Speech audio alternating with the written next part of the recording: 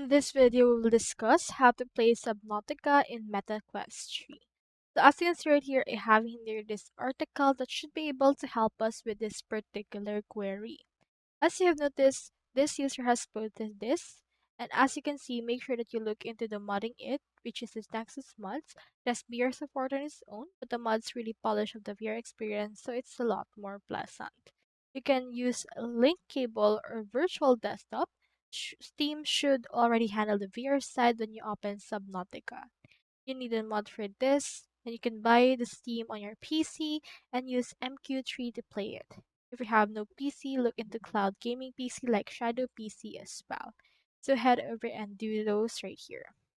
You can see right here some options like virtual desktop for connecting to your PC, and alternative to Quest Link if you have it right there.